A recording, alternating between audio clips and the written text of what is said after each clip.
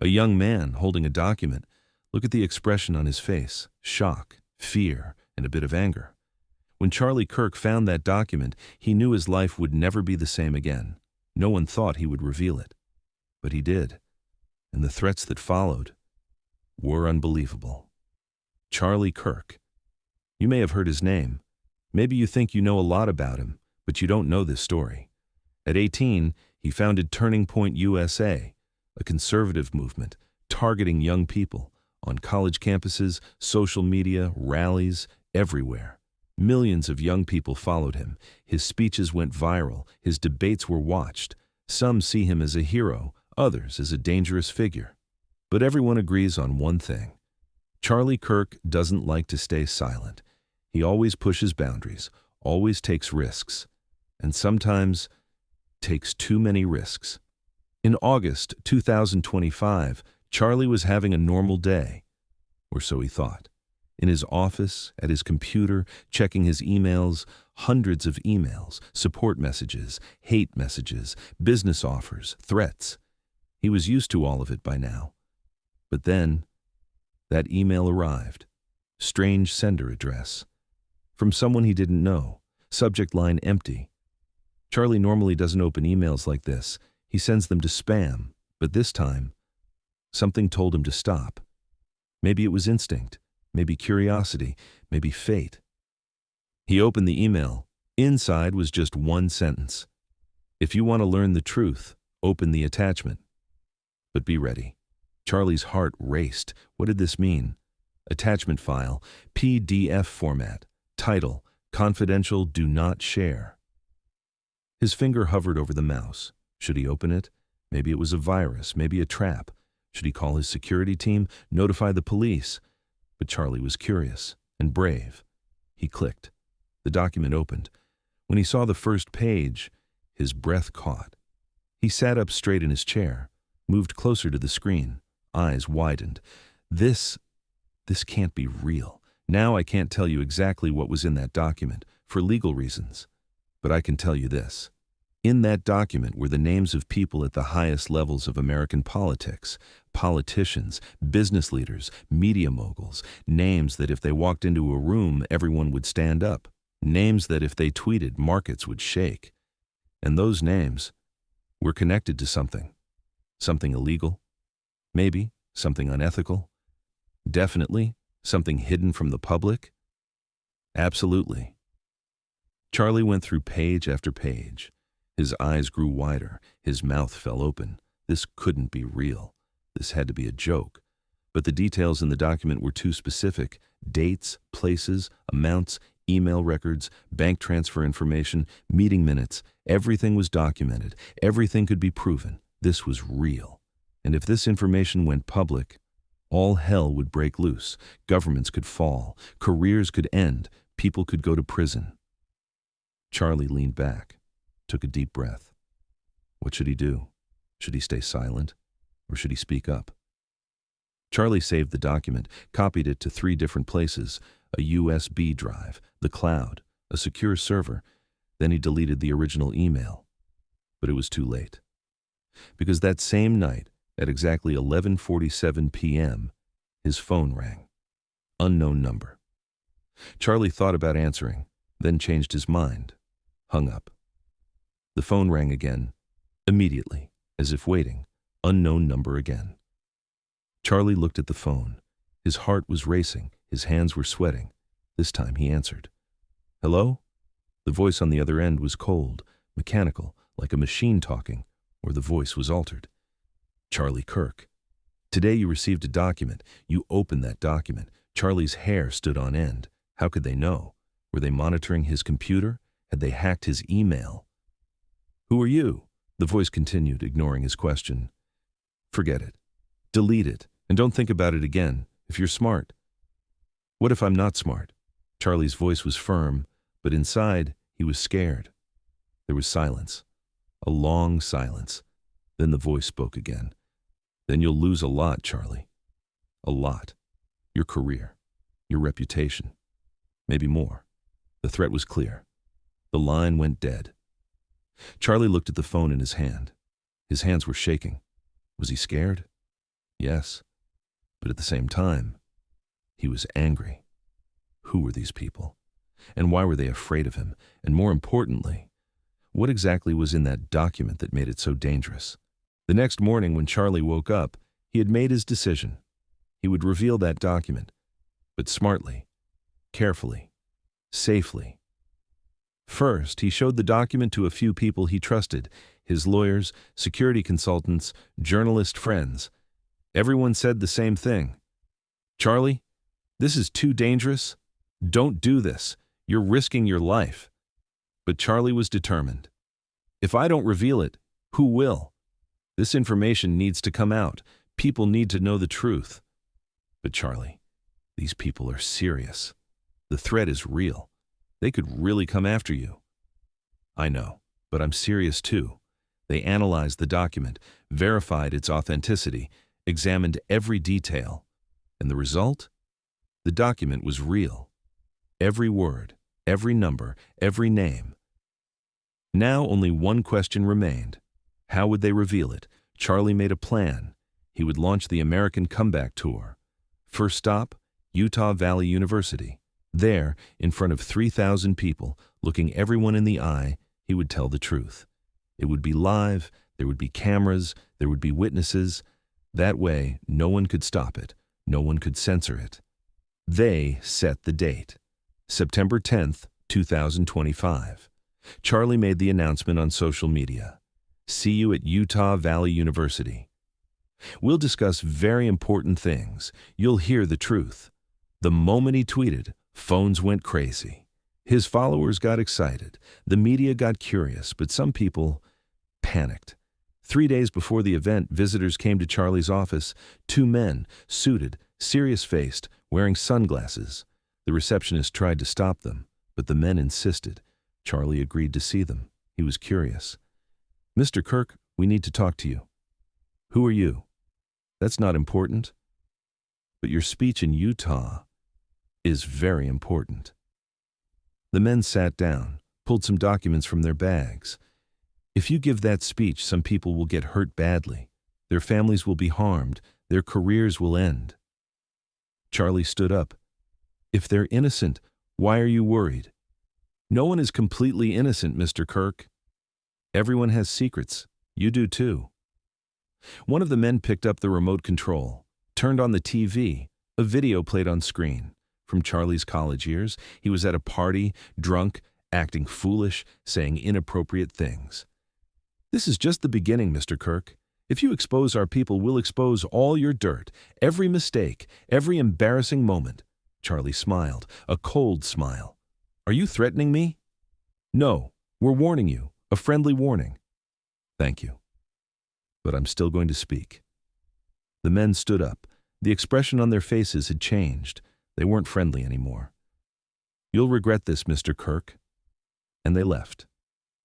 Charlie looked out the window, thought, should he be scared? Maybe. But Charlie Kirk hated being scared. He turned to his wife, Erica.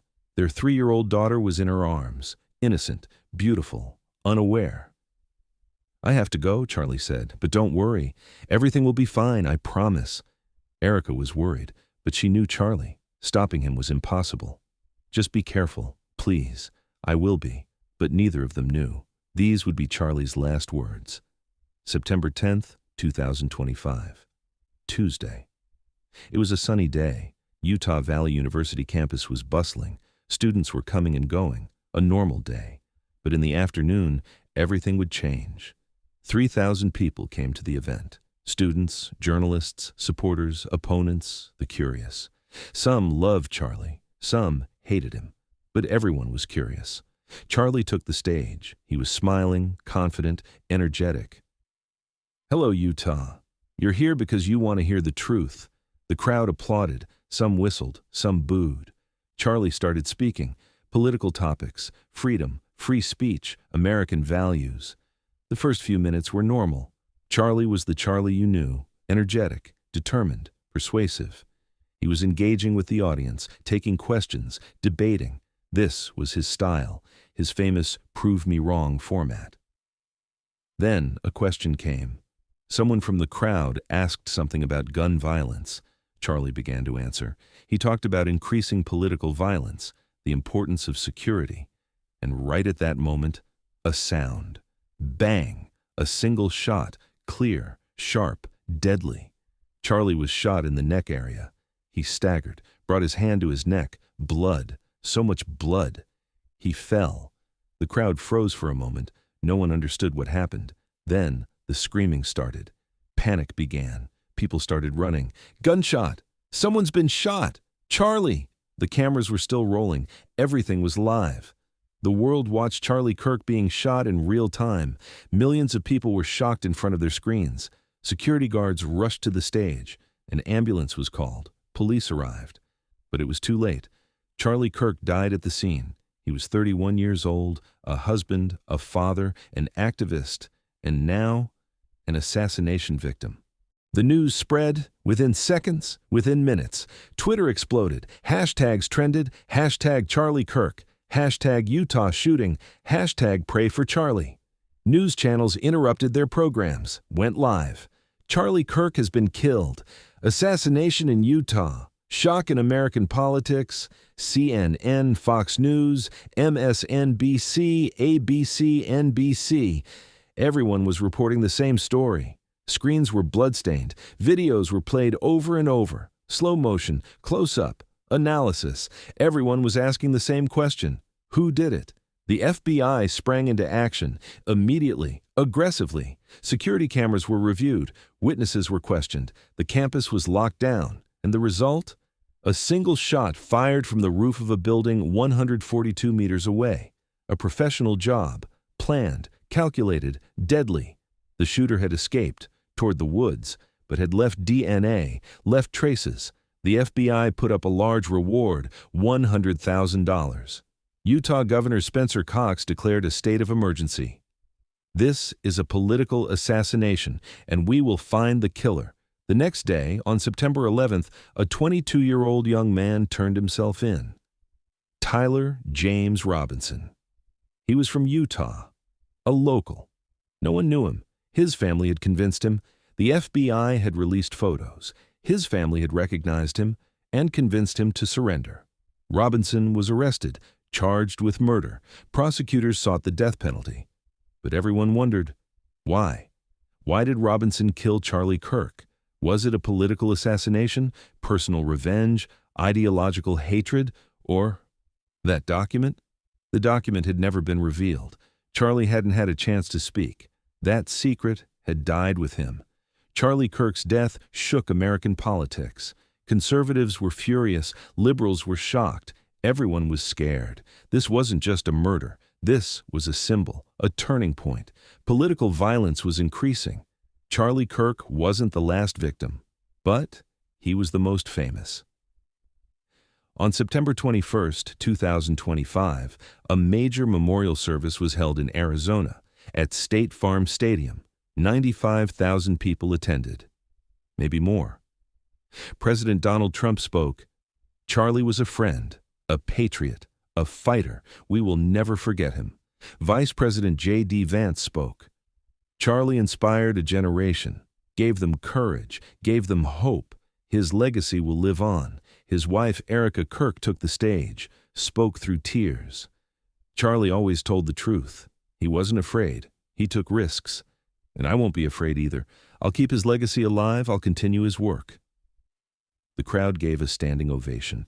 Tears were shed. Flags waved. Erica became the new CEO of Turning Point USA. She vowed to continue Charlie's work. But that document, that mysterious document, was never revealed. Charlie was killed before he could reveal it. Did the document disappear? Was it hidden, destroyed, or did it ever exist? No one knows.